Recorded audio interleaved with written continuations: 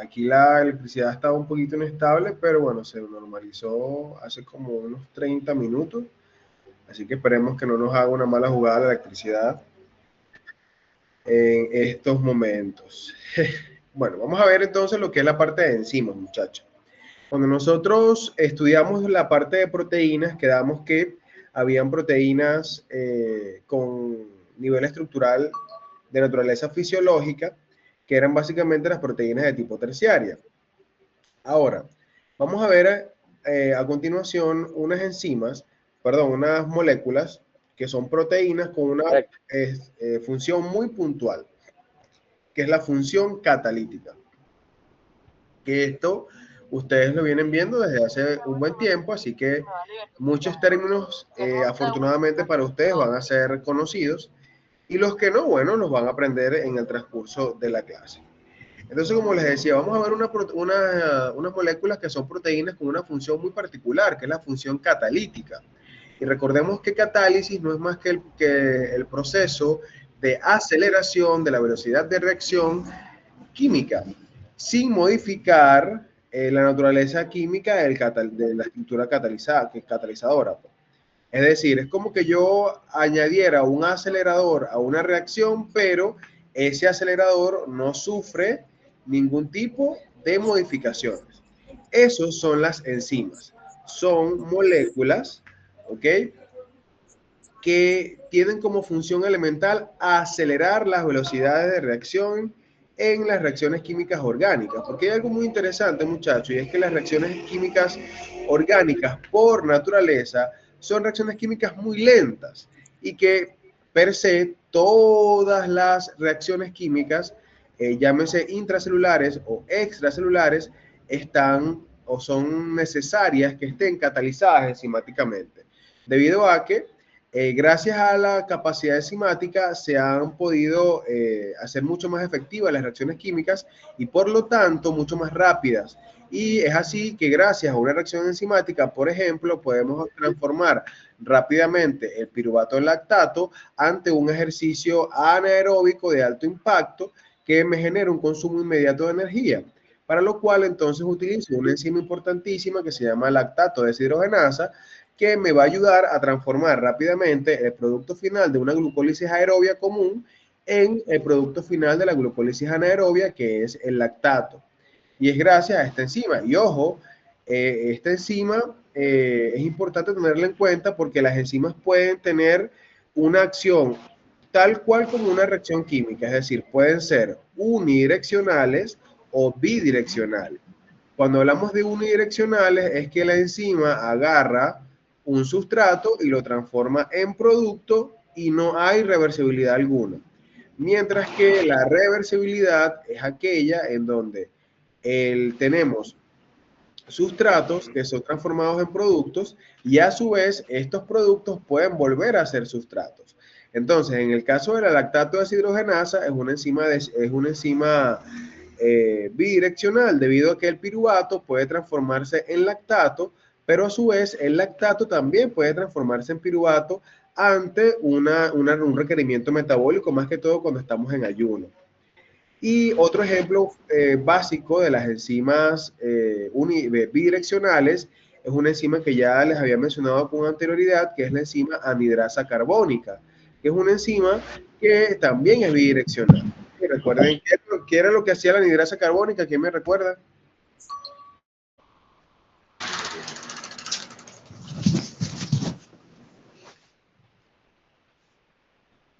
Ojo, no todos al mismo tiempo, que saturan el audio, los micrófonos. ¿Qué hacía la anidrasa carbónica, muchachos? Cuando vimos pH, ácido base, nos dimos cuenta, estudiamos eso, dijimos, las mencionamos, dijimos qué hacía.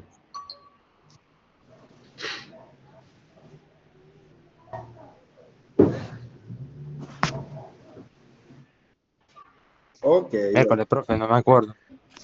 bueno, la anhidrasa carbónica, ella tenía como sustrato el dióxido de carbono y el agua y la transformaba en ácido carbónico. Y a su vez este ácido carbónico servía de sustrato para la anhidrasa carbónica y lo rompía o lo separaba en CO2 y agua. ¿ok? Esa era la acción como tal de la anhidrasa carbónica. Ahora, teniendo esta introducción un poquito clara, vamos a iniciar entonces con lo que son la definición formal de enzimas. Ven que las enzimas son consideradas biocatalizadores en su mayoría de origen peptídico. ¿Por qué se dice en su mayoría? Hay enzimas, o hay, mejor dicho, biocatalizadores, no enzimas puntuales, biocatalizadores que no son de origen peptídico, sino son de origen inorgánico, pero también tienen función catalítica. Pero la mayoría de los biocatalizadores en nuestro sistema son de naturaleza peptídica y son denominadas enzimas puntualmente. Las enzimas, como les dije, son estructuras muy eficaces que van a tener la función elemental de poder acelerar las reacciones químicas sin que existan cambios en la enzima de manera importante. Entender el funcionamiento de las enzimas es entender básicamente dos hipótesis. La hipótesis de llave y cerradura, que fue promulgada en 1894 por Emil Fischer, y esta hipótesis nos habla de una estereoespecificidad del sustrato por la enzima, que es básicamente tal cual como encaja una llave en su cerradura. ¿Ok? Es decir, tiene que haber una complementariedad espacial casi que perfecta entre enzima y sustrato para que pueda ocurrir la acción enzimática. Esta teoría, señores, fue aceptada por muchísimo tiempo debido a que explicaba los fenómenos enzimáticos desde un punto de vista muy práctico y fue básicamente apoyada por muchos científicos por un largo tiempo.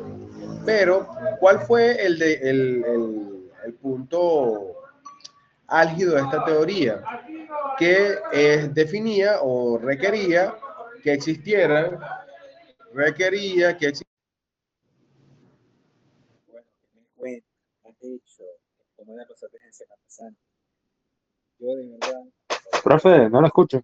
porque fui a la terapia, luego de eso, a la Barcelona, Se le fue el ¿Aló? audio.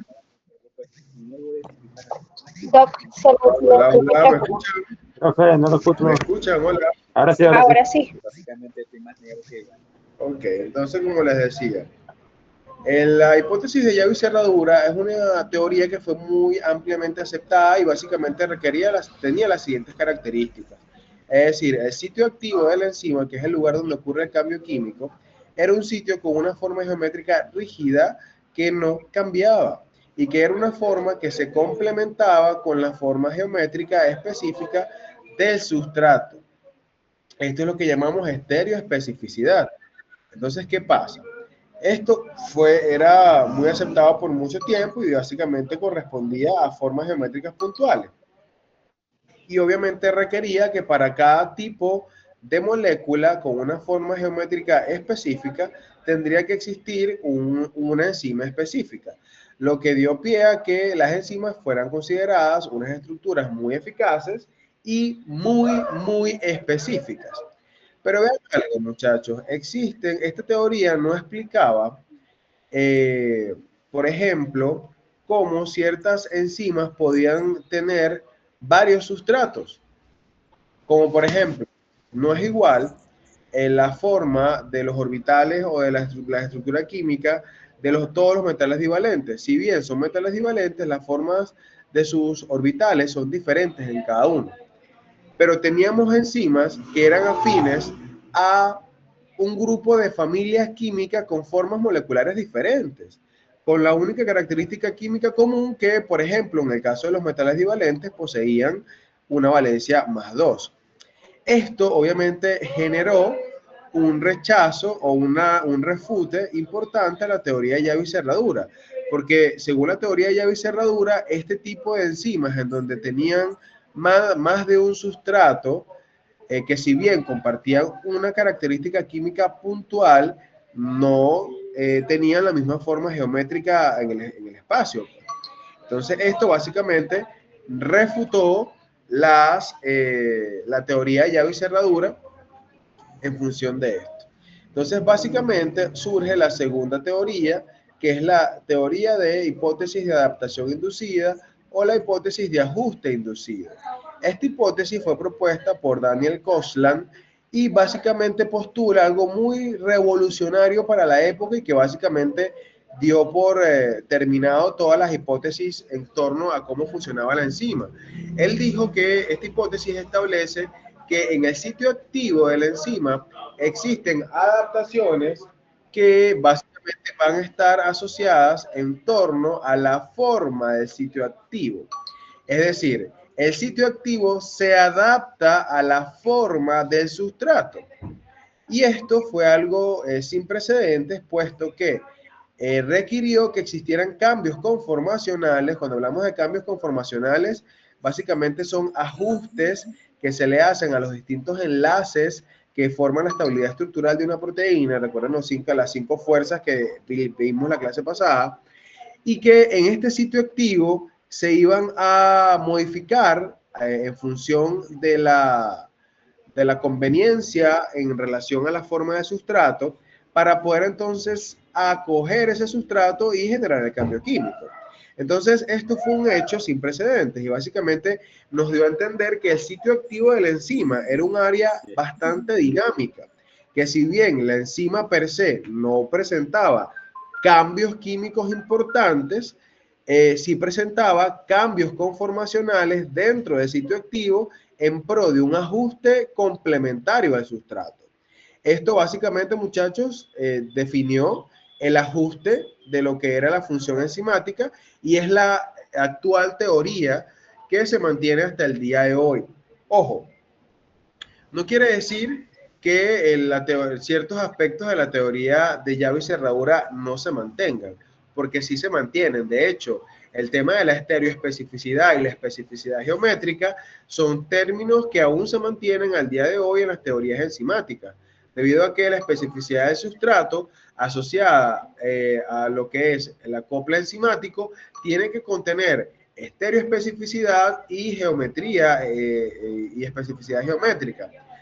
Porque si bien el sitio activo tiene un potencial de ajuste, ese potencial de ajuste está determinado por ciertas características químicas y determinantes espaciales geométricas de ángulos moleculares que van a limitar, por así decirlo, la actividad enzimática en relación a un grupo de moléculas puntuales. Entonces vean que tampoco es que el sitio activo se va a modificar con todo sustrato que le llegue, no. La enzima sigue manteniendo su especificidad, la enzima sigue manteniendo su capacidad de unión específica a sustratos específicos, pero ahora no es a un sustrato específico puntual, sino a una familia de sustratos que comparten una característica química común y por lo tanto tendrán la capacidad de inducir cambios en el sitio activo de manera efectiva. ¿Se entiende esto?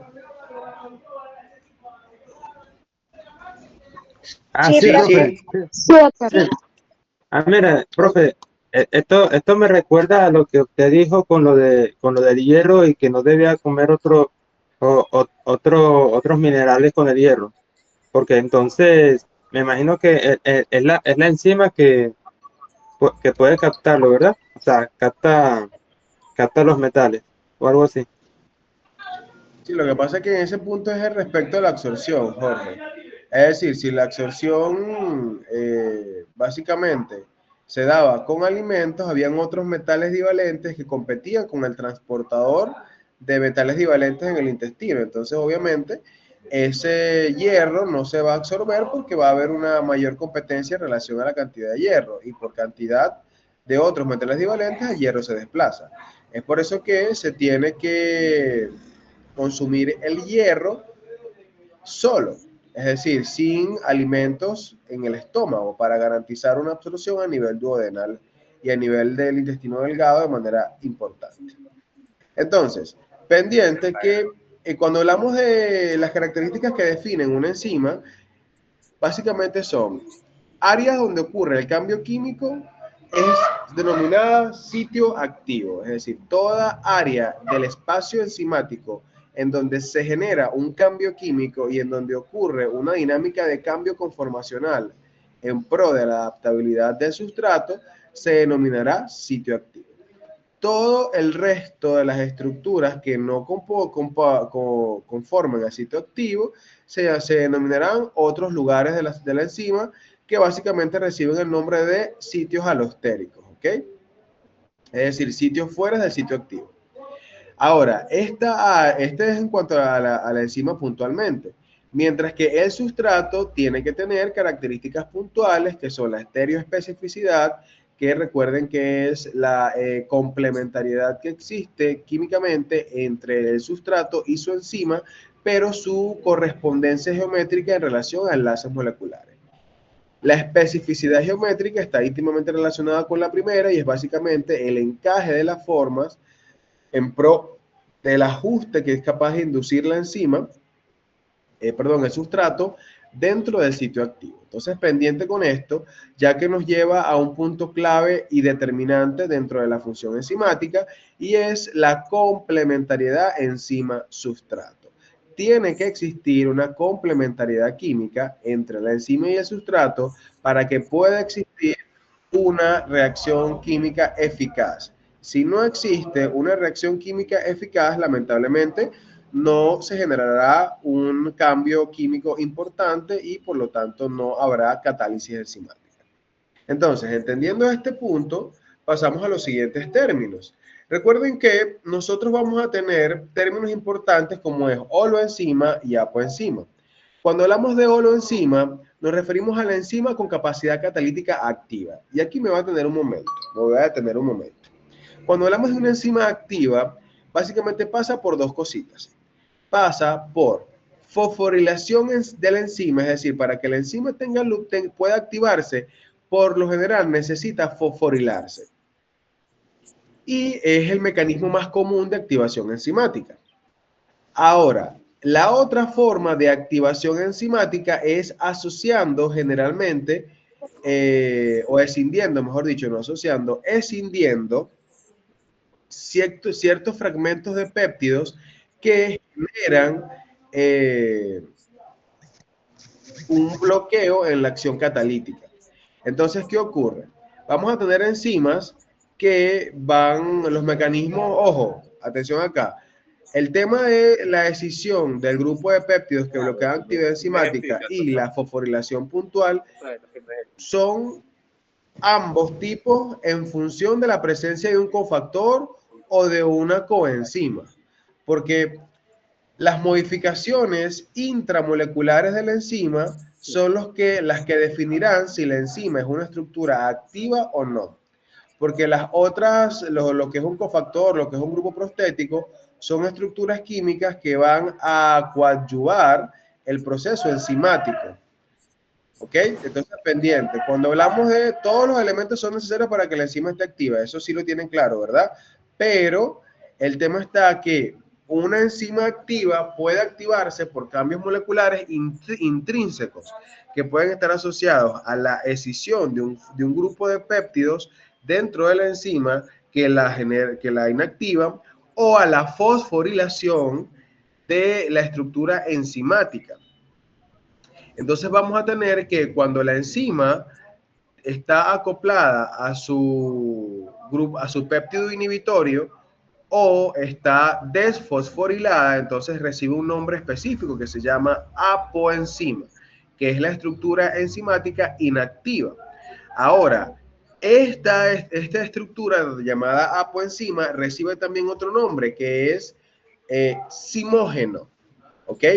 Es decir, la apoenzima o zimógeno es una estructura enzimática que está inactiva, es decir, que tiene o un grupo peptídico acoplado como punto inhibidor dentro de la estructura o tiene una falta de fosforilación en su complemento catalítico que no genera el proceso de reacción química puntual.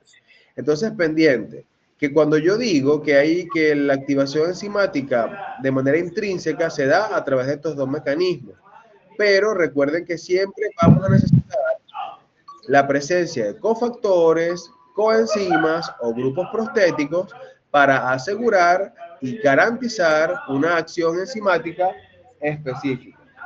¿Ok? Entonces, pendiente con eso. Rafa, una pregunta. Dígame. En el caso de la apotransferrina, ¿aplicaría ese concepto que está dando? Sí, la apotransferrina básicamente no es una enzima activa. Y acuérdate que la apotransferrina está asociada a un mecanismo de ser el precursor de la transferrina, pues. ¿Me entiendes? Ahora, el tema está,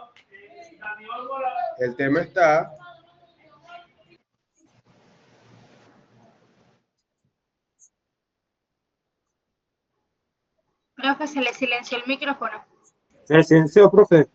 ajá, muchachos, entonces como les decía, el tema con la apotransferrina es que básicamente no es una enzima para comenzar, ¿oyeron? Entonces, pendiente, la transferrina es una proteína de transporte. El tema es que de manera de comparación sí podemos compararlo, es decir, la apotransferrina sin hierro no sirve, pues no transporta nada. Entonces, mientras que la transferrina es una estructura que tiene hierro puntual. Entonces, pendiente. La transferrina transporta el hierro cuando está acoplado a ella, pero si la transferrina no tiene hierro, se llama apotransferrina. Pero recuerden que no es una enzima, es una proteína transportadora. Pero de manera de comparación, sí tienen símiles, pues.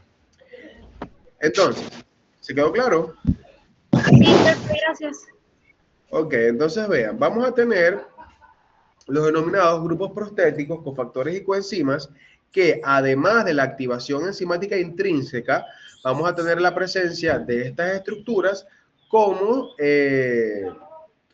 garantes de la acción enzimática, es decir, van a ser estructuras que van a determinar la acción enzimática y en muchas enzimas, si no está el grupo prostético, el cofactor o la coenzima, no tiene lugar el mecanismo enzimático. Y un ejemplo de ello, por ejemplo, es el ácido ascórbico con el transportador de metales divalentes a nivel y las enzimas de absorción a nivel del ribete en cepillo con el hierro. Debido a que estas enzimas del ribete en cepillo necesitan del ácido ascórbico como coenzima para poder absorber el átomo de hierro. Debido a que si no lo absorbe, básicamente, si no está la coenzima, no va a tener la capacidad absortiva. Ahora, vamos a tener otro tipo de enzimas, como por ejemplo las ATPasas, que estas enzimas van a necesitar de básicamente cofactores como ciertos metales, puntualmente el magnesio, para poder estabilizar lo que es la alta carga electrónica asociada a las moléculas de ATP. Pero ojo, de no haber magnesio, la enzima igual puede seguir funcionando, menos efectiva, pero puede seguir funcionando.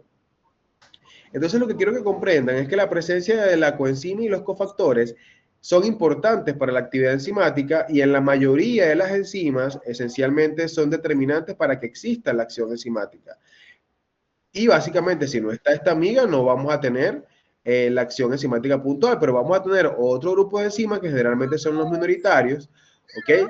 Que pueden tener una acción enzimática menos efectiva, pero la pueden tener. Entonces, vamos a tener coenzimas y cofactores que van a definir acciones enzimáticas puntuales porque representan parte de un mecanismo enzimático puntual, bien sea o de transferencia de electrones o de transferencia de sustratos o de amortiguación energética, que van a ser clave en el proceso de catálisis enzimática. ¿Ok? Ahora, cuando hablamos de coenzima, nos referimos a estructuras de naturaleza orgánica. Es decir, vamos a hablar de moléculas que tengan carbono en su estructura. Y básicamente van a servir como transbordadores del sustrato o como amortiguadores electrónicos para hacer lo que es el proceso óxido reductivo o el proceso de transferencia de grupos funcionales entre moléculas relacionadas en la ruta catalítica. En cambio, los cofactores generalmente son de naturaleza inorgánica y se asocian de manera reversible con enzimas o sustratos. Vean que las coenzimas están asociadas básicamente a la acción enzimática específica, es decir, las coenzimas van a asociarse a las enzimas, por eso se llaman coenzimas, ¿ok? Mientras que los cofactores pueden asociarse tanto a la enzima como al sustrato. Pero el punto está que ambas estructuras van a servir de puntos clave para garantizar la acción catalítica, bien sea por una derivación del mismo mecanismo catalítico de la enzima o por cualquier otra ruta química que involucre la utilización de esta estructura química. Entonces, pendiente, que las coenzimas son de naturaleza orgánica, por lo tanto, el ácido ascórbico o vitamina C o la mayoría de las vitaminas son básicamente coenzimas. Mientras que los cofactores, que son de naturaleza inorgánica, serían la mayoría de los minerales que tenemos en nuestro sistema. Entonces, pendiente, que cuando estudiemos vitaminas, más adelante, las vitaminas son coenzimas, no cofactores. Entonces tienen que estar pendientes con estos términos porque tienden a confundirse muchísimo, tanto en las literaturas como en el diario hablar, ¿ok? Entonces, pendiente. Coenzima, naturaleza orgánica, se une a la enzima. La mayoría de las vitaminas son coenzimas. Y por otro lado, los cofactores son de naturaleza inorgánica y por lo tanto son básicamente la mayoría de los metales o de los minerales que tenemos en nuestro sistema que van a apoyar la acción catalítica. ¿Se entiende esta diferencia? Sí. Sí, doctor. Ok, pendiente entonces con los términos, porque cuando hablemos de estos términos, ya más adelante, cuando entremos en las fases de digestión de las distintas macromoléculas y hablemos de la parte de absorción, vamos a utilizar mucho los términos cofactores, coenzimas, apoenzimas, grupo coenzimógeno o oloenzimas. Entonces es importantísimo tener claro estos términos porque nos van a permitir poder entender a priori los conceptos más adelante. Ahora, los grupos prostéticos son estructuras, muchachos, no proteicas que están integradas y relacionadas estrictamente y estrechamente con las unidades globínicas o las unidades proteicas de las enzimas. Un ejemplo claro de los grupos prostéticos es el grupo hemo o la protoporfirina 9, que es el nombre que realmente químicamente tiene el grupo hemo, que es la protoporfirina o la ferroprotoporfirina 9, que es realmente el nombre. Ferroprotoporfirina 9. Estas son estructuras orgánicas, pero de naturaleza no proteica, es decir, que no está compuesta por aminoácidos, y que básicamente integran parte importante de las enzimas. Entonces, aquí es importante destacar que si bien las coenzimas y los cofactores, ellos pueden o no pueden estar en algunas enzimas y la enzima va a tener lugar, los grupos prostéticos, como son parte de la estructura de la enzima, si no existen, hermano, no funciona la enzima. Es como que se desconfigurará la estructura de fábrica, porque ya la enzima viene diseñada de fábrica, o sea, desde el punto de vista genético, para poder amortiguar, o mejor dicho, obtener o albergar en su centro o en su estructura diseñada para tal fin este grupo prostético. Un ejemplo de esto son las enzimas citocromos. ¿Ok? Estas enzimas citocromos básicamente son enzimas importantísimas en el proceso óxido-reductivo y estas citocromos son enzimas que van a estar asociadas elementalmente a las estructuras, a los procesos hepáticos. Y la función de estos citocromos es una función vital, ya que pueden estar asociados al transporte óxido-reductivo de energía. Son los principales catalizadores de las reacciones redox, es decir, oxidorreductivas de nuestras células, y elementalmente son estructuras que son denominadas metaloporfirinas debido a que está compuesta en su centro por un grupo hemo, que elementalmente es una estructura compuesta por 4 grupos pirroles llamados porfirinas, encerradas, que encierran básicamente un anillo, conforman un anillo y en su centro se coloca un átomo de hierro generalmente o un átomo metálico, que este hierro puede variar en su estado de oxidación de +2 a +3 dependiendo de la capacidad oxidorreductiva del medio. Los citocromos más importantes que tenemos en nuestro sistema básicamente son los citocromos B, los citocromos C. Los citocromos B elementalmente son aquellos que van a estar asociados a al menos 15 tipos de porfirina, pero más o menos unos 9, 8 son los que aparecen en la naturaleza puntual. Y estos citocromos van a estar presentes en las mitocondrias de los hepatocitos. Ahora, cuando hablamos del citocromo C, este citocromo C, a diferencia del grupo B, que contiene básicamente el grupo hemo, estos amigos van a contener, son grupos tioles y grupos cisteínas en su punto de intercambio oxidorreductivo.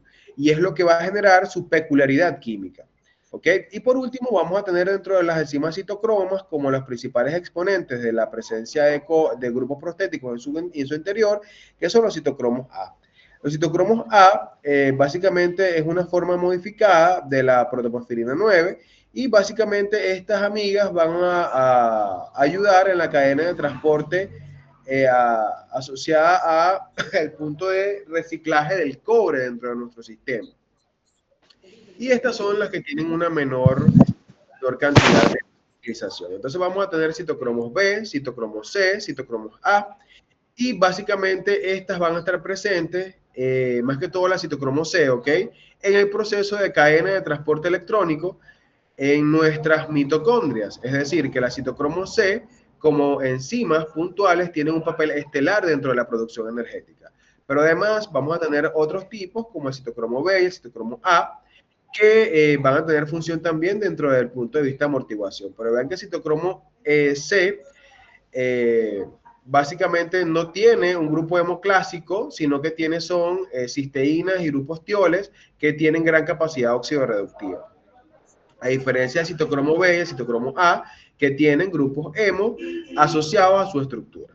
Entonces recuerden que los citocromos, ellos van a estar incorporados en la membrana plasmática de muchas bacterias, pero en las células eucariotas van a estar presentes especialmente en las mitocondrias, pero fundamentalmente en las mitocondrias a nivel de su membrana interna. Hay ciertos tipos de citocromo, como los citocromos A, que están presentes en ciertas células en su membrana plasmática, pero esto es un estudio puntual de distintos tejidos, ¿ok? Entonces, pendiente, que cuando hablamos de grupos prostéticos nos referimos básicamente a estructuras no proteicas que integran la anatomía molecular, por así decirlo, de las enzimas y que básicamente no se pueden desligar de la función enzimática per se. Mientras que las coenzimas son estructuras de naturaleza orgánica que se unen directamente a la enzima y facilitan la acción catalítica, mientras que los cofactores son de naturaleza inorgánica. ¿Ok? ¿Se entendió estos tres tipos de estructuras o de términos asociados a las enzimas?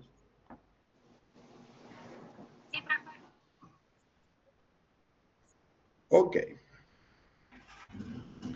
Entonces, avanzamos. En cuanto a su clasificación, las enzimas tienen clasificación en relación a su mecanismo de acción. Ellas, por lo general, tienen una forma de nomenclatura bastante puntual, que es una forma de nomenclatura que va a estar asociado, muchachos, a un código alfanumérico. Pero obviamente no vamos a meternos con ese código alfanumérico porque no es objeto del objetivo de la materia. Pero es importante que sepan que la clasificación enzimática actual, la que se maneja actual, no son por nombres genéricos, son por códigos alfanuméricos, ¿ok? Entonces, esos códigos alfanuméricos básicamente son los que van a determinar el nombre de la enzima, ¿ok? Que es lo que llamamos nomenclatura enzimática. Ustedes vieron eso en biología, ¿verdad? La nomenclatura enzimática. Sí, doctor. Ok. Entonces, estas nomenclaturas enzimáticas es importante tenerla clarita porque la más usada desde el punto de vista académico son la nomenclatura asociada a su mecanismo de acción, que es la que vamos a ver ahorita. Pero desde el punto de vista científico, las enzimas tienen una nomenclatura alfanumérica, ¿ok? Y esa nomenclatura alfanumérica es importante que aquellos que se van a dedicar al tema investigativo, que las tengan claritos dentro de su estandarización, ¿ok? Son un poquito más complicadas de estudiar en relación a las otras. Y elementalmente es un mecanismo alfanumérico en donde van a tener generalmente dos letras, iniciando por la letra E y la letra C, que son un sistema de clasificación numérica para las enzimas. Es decir, toda enzima comienza con las letras E y C, ¿ok? Y este E y C básicamente cada número va a estar asociado a un nombre que es recomendado por la IUPAC internacionalmente y que es básicamente específico para ella. Cada código de las enzimas consiste en estas primeras dos letras, que es la E y C, seguido por 4 números separados por puntos. Estos números representan una clasificación progresiva mucho más específica, que va en relación a los mecanismos de acción. Por ejemplo, una enzima llamada tripéptido aminopeptidasa va a tener el código que es EC3.4.11.4. Entonces, ¿qué significa el 3.4.11.4? Es decir, voy a tener esta nomenclatura. EC3.4.11.4. Esta nomenclatura que les acabo de enviar por el chat. Esta nomenclatura es universal, ¿ok? ¿Y de qué va? Entonces, por ejemplo, el 3.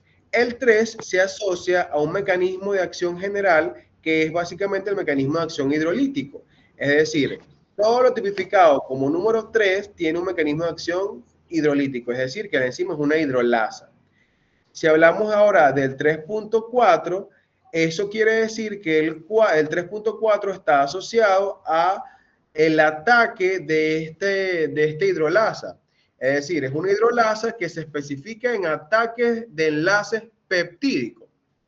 Ahora, si a eso le añadimos un 11, básicamente sería aquellas enzimas que van a actuar sobre el terminal amino del aminoácido de un polipéptido. Entonces vean cómo cada numerito da un significado. Ajá, Sofía, te escucho. Doctor, no entendí esa parte. ¿Puede volver a repetir, por favor? Ok, sí, tenemos la nomenclatura alfanumérica que siempre va a comenzar por las palabras EC, que EC básicamente está asociado a números EC del inglés Enzyme Commission Numbers, es decir, en la comisión de números enzimáticos, y esta comisión de números enzimáticos siempre va a comenzar toda enzima con EC. Luego vamos a tener una serie de 4 números separados por puntos. Estos 4 números separados por puntos, cada número representa un parámetro específico de la acción enzimática. Entonces, el primer número generalmente siempre va a indicar el mecanismo de acción general. Es decir, de los mecanismos que vemos que están aquí plasmados en la diapositiva, el primer número representa alguno de esos mecanismos. El número 3, por un ejemplo, representa el mecanismo hidrolasa, es decir, el mecanismo hidrolítico. Ahora, dentro del renglón 3, si le añadimos el punto 4, dentro del renglón 3, el 4 representa los ataques hidrolíticos, pero específicos para enlaces peptídicos. ¿Ok? Ahora, dentro del renglón 4, el 11 representa que vamos a atacar aquellos terminales amino del aminoácido dentro de un pelipéptido. Es decir, soy una enzima hidrolítica que ataco enlaces peptídicos, pero me voy son para los grupos amino de los extremos del grupo polipéptido. Y por último, el último 4 básicamente son las que van a actuar sobre el terminal amino final de las estructuras más pequeñas que puede leer la enzima, que generalmente es un tripéptido. Entonces vean cómo la combinación alfanumérica es un poquito más complicada, un poquito nada más, ¿ok? Porque nos habla de un conocimiento un poco más específico de la función enzimática. Entonces, por ejemplo, este código que les acabo de mencionar, que es 3.4.11.4, corresponde a la enzima tripéptido aminopeptidasa. ¿Ok? Y cada enzima va a tener su código S específico. Y ese código S es importante que aquellos que se involucren dentro de la investigación científica tengan este parámetro en consideración. Entonces recuerden que la clasificación de la Enzyme Commission Number es la que más se utiliza a nivel científico. ¿Ok? Y es la más aceptada a nivel universal. Entonces recuerden que la primera letra, el primer número, perdón, siempre va a ser un mecanismo de acción puntual. Entonces, por ejemplo, las oxidorreductasas representan el 1, S1. Las transferasas, S2. Las hidrolasas, S3. Las liasas, S4. Las isomerasas, S5. Las ligasas, S6.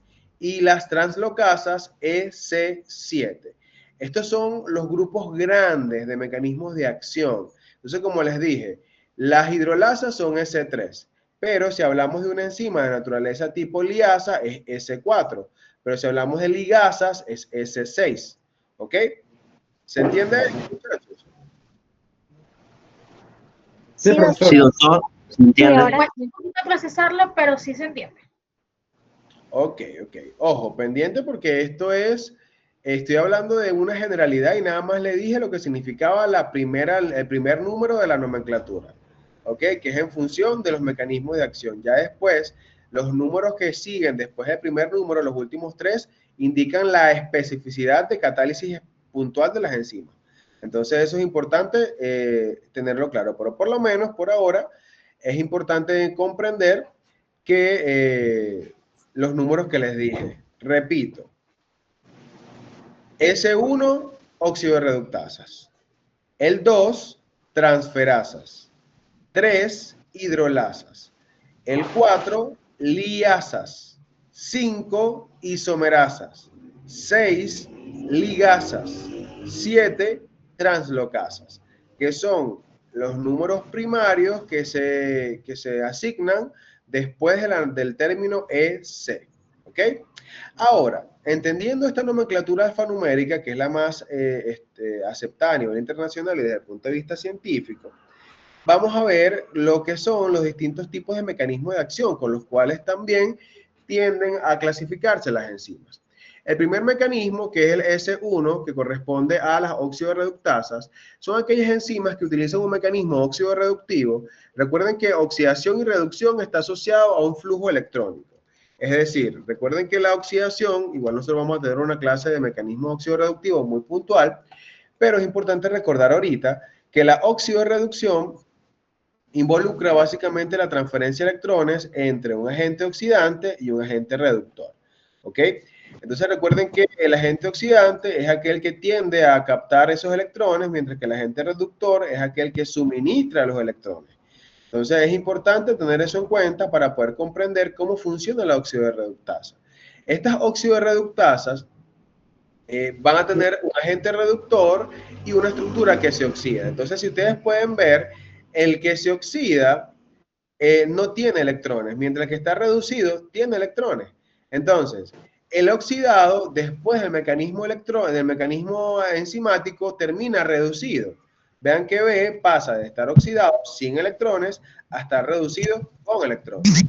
Mientras que el sustrato A pasa de estar reducido a estar oxidado.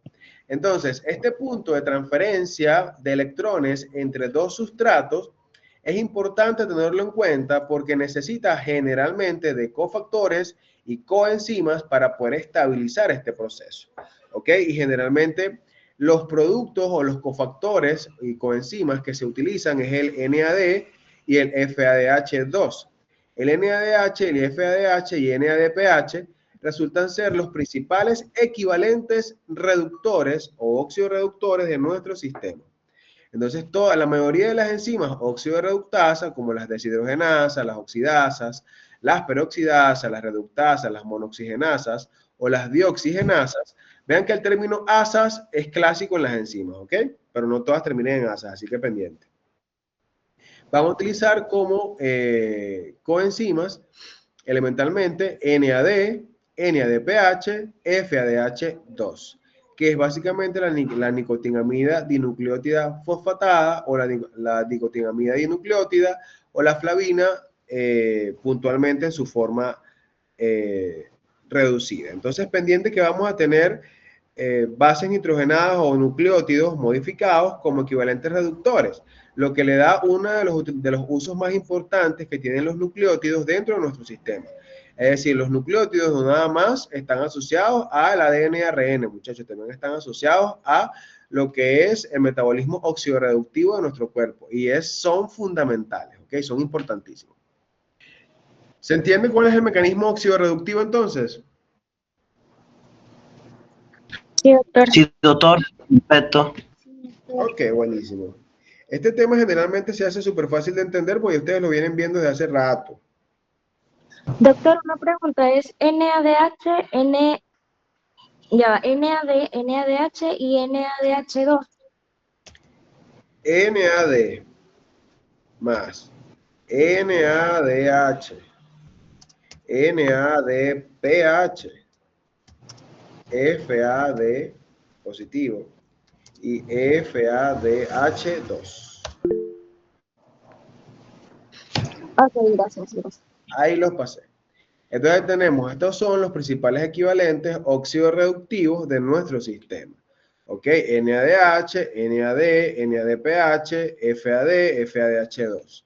Son los principales equivalentes reductores. ¿Ok? Y son los que las enzimas van a utilizar, estas oxidorreductasas van a utilizar como coenzimas. Ahora, cuando hablamos de las transferasas, recuerden que las transferasas están asociadas a un mecanismo S2. Este mecanismo S2, y vean que en las diapositivas esta imagen está en función de la clasificación S y están ordenadas en función de la clasificación S. Así que las diapositivas ya tienen la chuletica en relación a el primer número de la clasificación de las enzimas numéricas.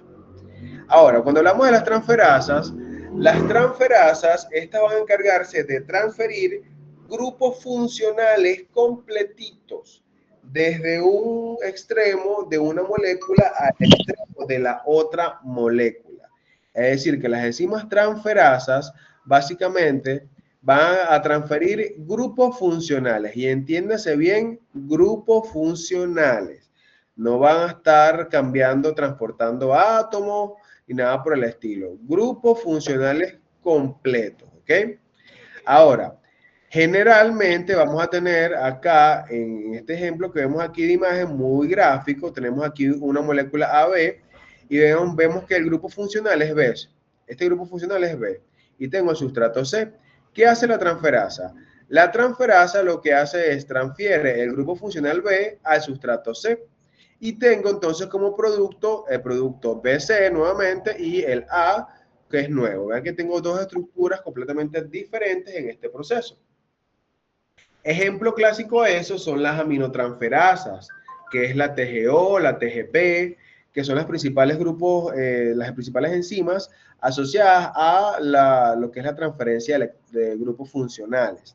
Y básicamente vamos a tener aminotransferasas, las fosfotransferasas, las glicosiltransferasas, es decir, la UDP glucoronil aciltransferasa es un tipo de transferasa, la que vimos en el laboratorio, bueno, mis estudiantes, que era la principal enzima que se encargaba de asociar el ácido glucurónido a la bilirrubina no conjugada. Bueno, ese es un tipo de transferasa, porque transfiere completamente el ácido glucurónido desde el UDP hasta la bilirrubina puntualmente. Este tipo de transferasas, este tipo de enzimas generalmente pueden utilizar a veces cofactores, ¿ok? Pero eso va a depender de la naturaleza del grupo funcional que yo estoy transfiriendo. Generalmente, la naturaleza de grupos funcionales asociadas a grupos carbonilos, es decir, a carbonos con doble enlace al oxígeno, que son estructuras altamente reactivas con electrones deslocalizados, van a requerir que existan la presencia de algunos cofactores con algunos metales divalentes o incluso de algunas coenzimas como el NAD para poder amortiguar lo que es el flujo electrónico y los electrones deslocalizados y así garantizar un acople lo más estable posible a la nueva estructura molecular, ¿ok? Entonces, pendiente. Y generalmente estas transferasas tienden a formar una conexión transistoria entre el grupo funcional y la enzima. Es decir, existe una transferencia real del grupo funcional al sitio activo de la enzima, pero es básicamente una transferencia transistoria muy inestable que se da justo en el punto máximo de energía de la catálisis enzimática, que es lo que se determina lo que es el estado de transición. Y ahí hay un pequeño estado de mixto en donde tenemos un sustrato, un producto y el grupo funcional anclado a la enzima.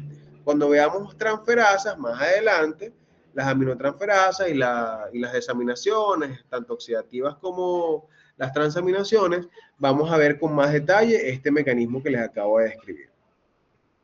En relación al grupo 3, que es el S3 que corresponde a las hidrolasas, este amigo es puntual porque el mecanismo catalítico de las hidrolasas es espectacular, es una cosa súper bien pensada.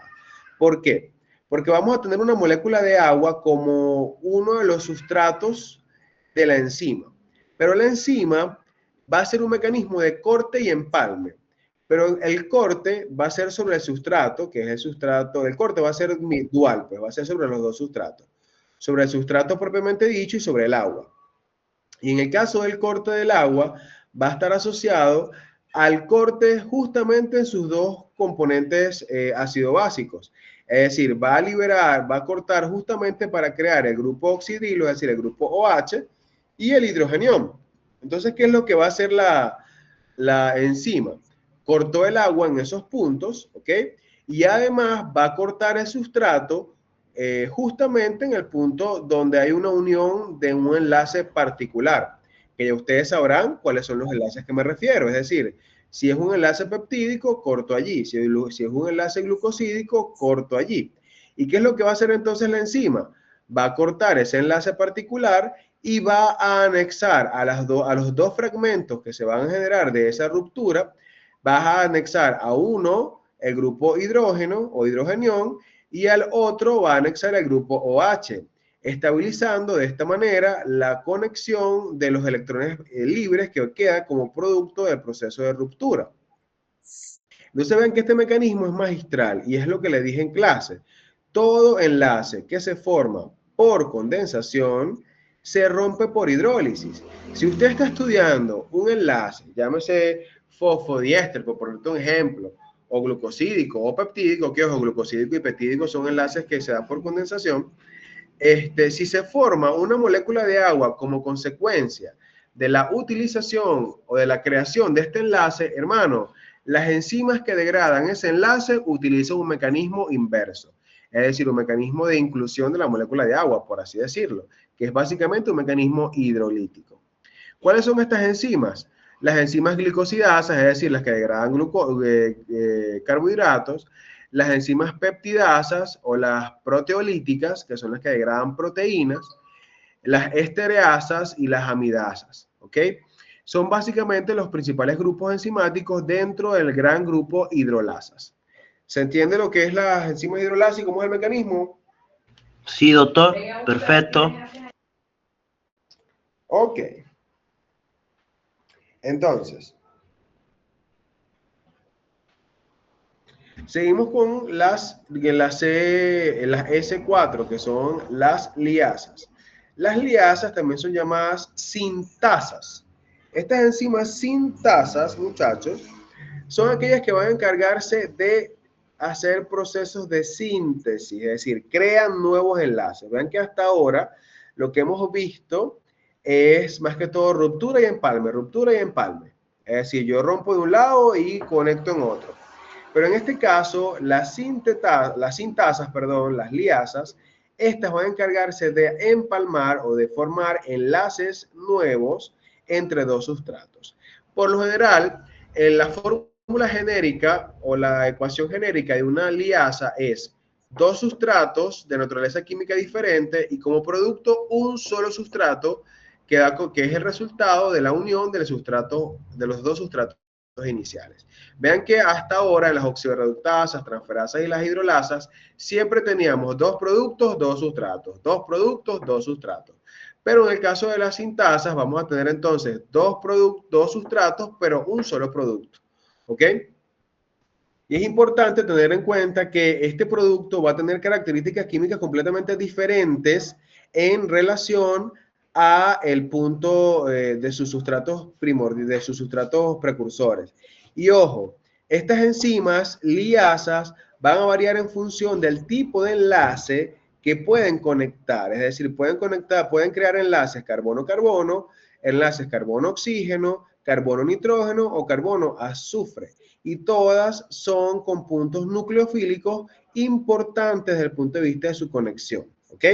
Este tipo de enlaces tienden a necesitar algo de energía, o sea, generalmente son enlaces que consumen energía, ¿ok? Son formación de enlaces de consumo energético, no de alto consumo energético, pero sí consumen energía en su proceso de formación, ¿ok? A diferencia de los otros que pueden consumir y producir, en este caso las sintasas puntualmente, ellas tienden a consumir algo de energía. Y ojo, las liasas van a clasificarse en función del tipo de enlace con el átomo de carbono que se puede formar.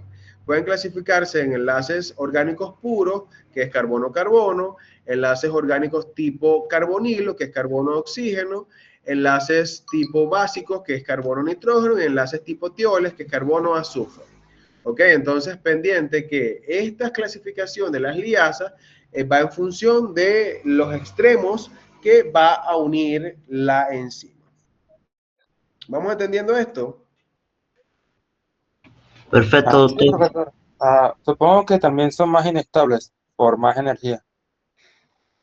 No. O sea, ¿no? Acuérdate que la inestabilidad viene dada por la máxima cantidad de energía. Y más bien ellas necesitan energía para formar el enlace.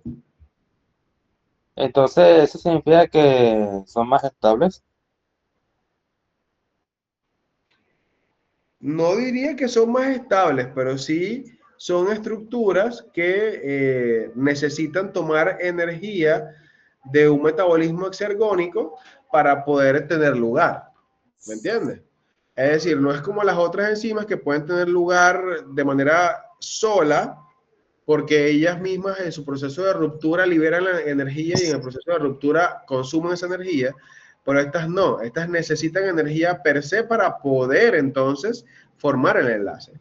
Eso no tiene que ver con el proceso de estabilidad o no, es parte de su mecanismo enzimático. Ya la enzima de por sí es estable, pues, Vale, vale. porque Una pregunta. si no fuera ¿Y estable esa, no fuera enzima. y esa energía que necesita es ATP o glucosa? La energía de nuestro cuerpo es ATP, mi estimado. La Solo glucosa ATP. es un metabolito que se degrada para formar ATP. Toda la energía que necesita nuestro sistema es aportada o es producida en forma de adenosín trifosfato o GTP en su defecto. Pero la glucosa es un sustrato energético, es decir, es un sustrato que se degrada para poder producir energía. Al final, como estamos en época de cónclave, ¿sabe que dice un dicho que todos los caminos llevan a Roma?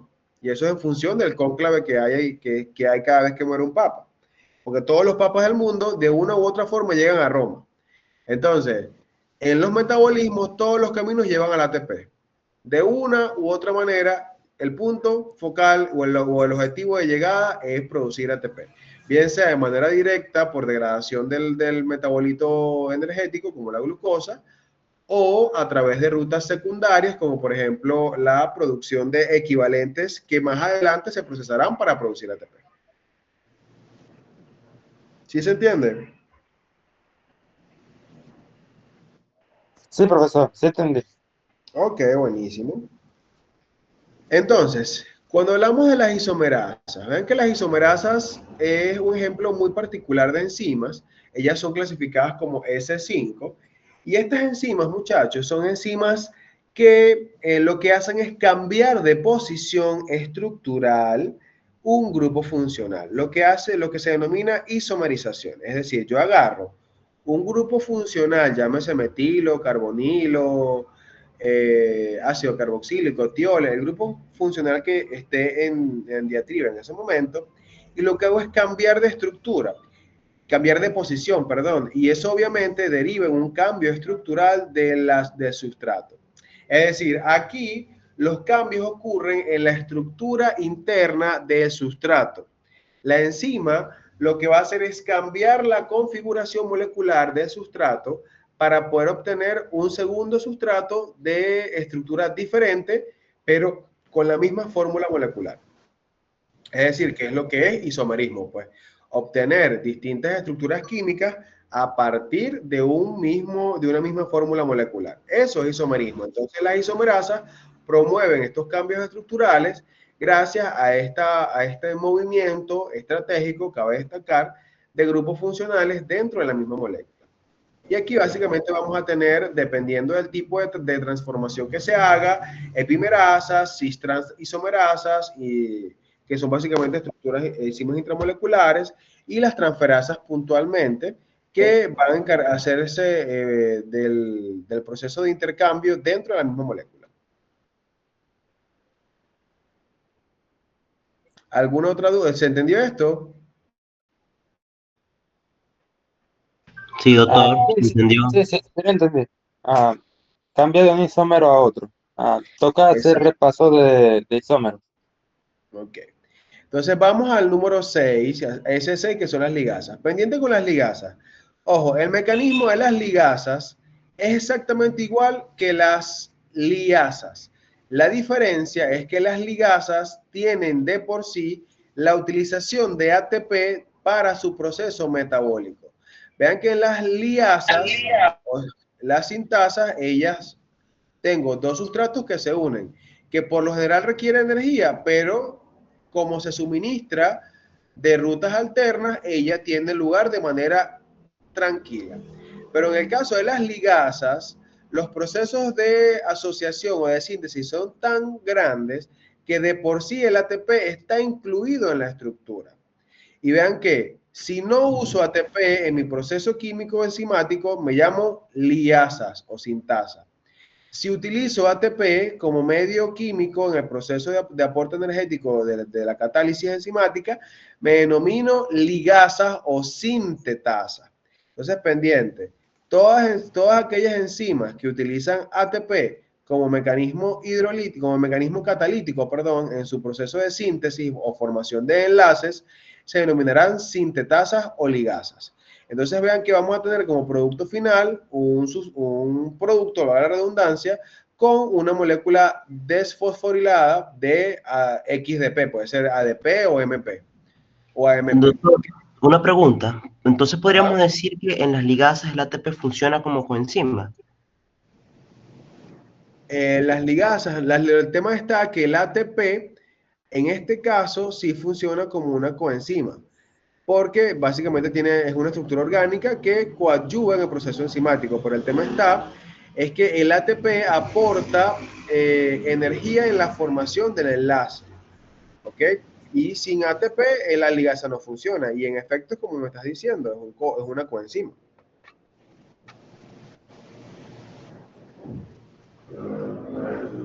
Oye, profe, una pregunta. ¿Cómo? Una pregunta. La escucho.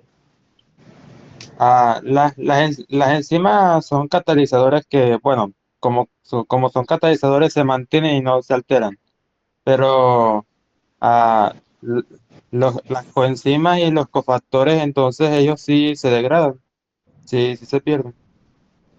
No es que se pierden, realmente los cofactores y las coenzimas tienen su propio proceso, su propio metabolismo de regeneración.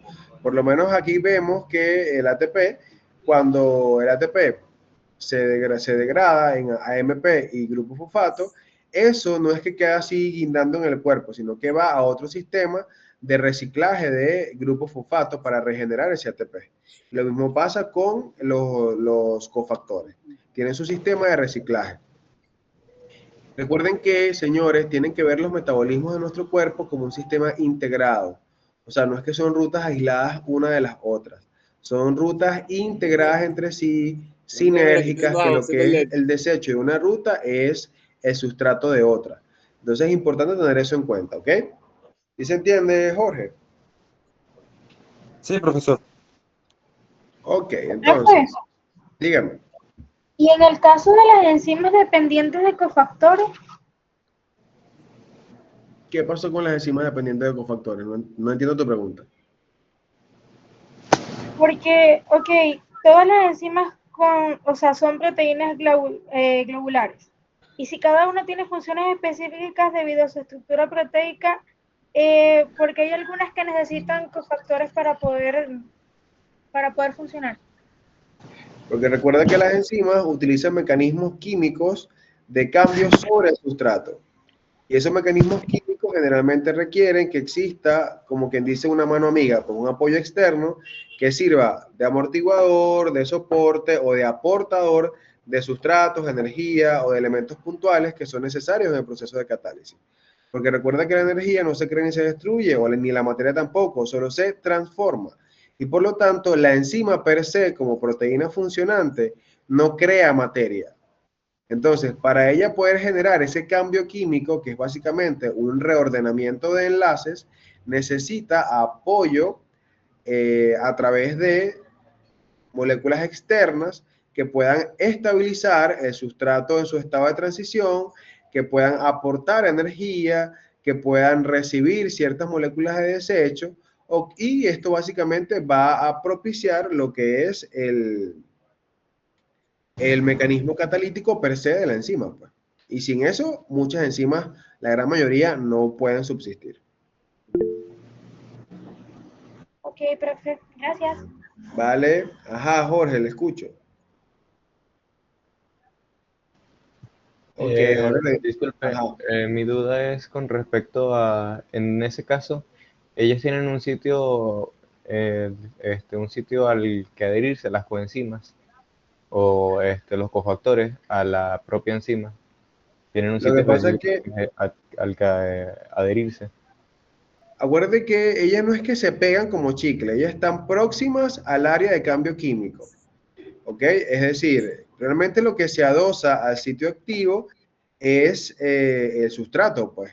Las coenzimas están muy próximas al área de cambio químico, es decir, al área de sitio activo, pero no están directamente pegadas, como por así decirlo, al sitio activo. Están próximas para poder aportar y ayudar en la acción enzimática, pero realmente no es que están pegadas, por así decirlo, al sitio activo. El único que tiene contacto directo al sitio activo es el sustrato.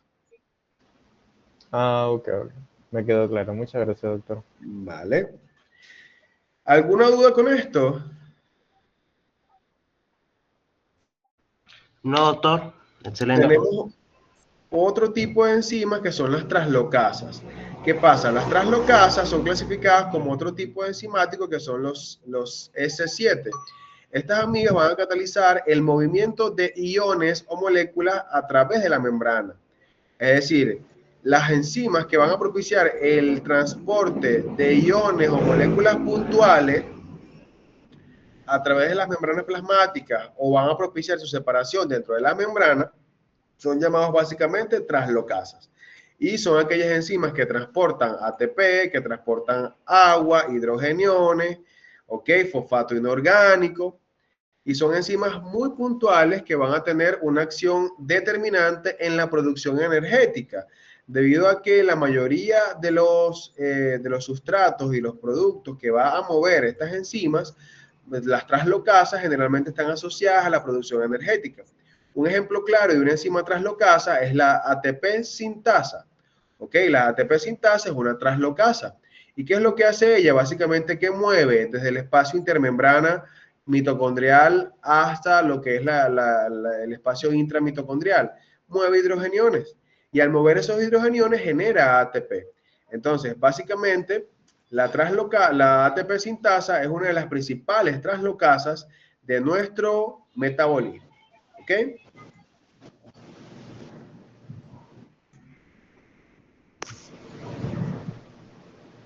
¿Se entiende? Sí, doctor, Ya, se entiende. Ok, ya, profe, entonces, profe, que se me cortó un poco. ¿Puedes repetir qué es lo que hace la translocasa? la translocasa cataliza el movimiento de iones o moléculas a través de membranas, o en su defecto cataliza el movimiento de la separación de estos iones o moléculas dentro de las membranas. ¿Y cuáles son los principales sustratos que vamos a transportar o a mover? Básicamente ATP, agua, hidrogeniones, fosfato inorgánico Y el ejemplo más importante de este tipo de enzimas es la ATP sintasa. Y lo que dije es que la ATP sintasa se encarga de movilizar en la cadena de fosforilación oxidativa, en la quimioósmosis, que así se llama el proceso, quimioósmosis, se encarga de movilizar. Es que, Jalabi, esa clasificación no está en la diapositiva. Esa clasificación la estoy diciendo yo. Entonces, no está en la diapositiva, en la séptima clasificación, ni tampoco está en las clases viejas que tienen por allí. Así que no está en la diapositiva. Simplemente la estoy diciendo, pues. Es parte de la clase. Recuerden que mis diapositivas tienen solo un 30% o 20% de lo que yo digo. Lo demás es básicamente lo que se indica en la clase. Eso, como decía, esta translocasa, básicamente la enzima ATP sintasa, que está localizada en la membrana mitocondrial interna y forma parte de la quimioósmosis de la fosforilación oxidativa, va a ser el principal ejemplo de la translocasa. ¿Por qué? Porque ella va a movilizar hidrogeniones desde el espacio intermembrana hacia la matriz mitocondrial. Y este flujo de hidrogeniones lo que va a generar es la activación de la enzima para producir ATP puntualmente, ¿ok? Entonces, pendiente con esto porque esta molécula o esta enzima es fundamental debido a que todo el ATP o el 90% del ATP que se produce por glucosa como consecuencia de la fosforilación oxidativa es gracias a esta enzima en particular. ¿Sí se entiende, Rojas? Ya, pero... ¿y ¿dónde terminan esos hidrogeniones? No entiendo. ¿Cómo que dónde termina? O sea, porque usted me está diciendo que esa enzima ah, lo que hace es mover algo a través de una membrana. Hijo, Algo, ¿sabes lo que es la fosforilación oxidativa, Jorge? la fosforilación oxidativa. Sí. No recuerdo bien.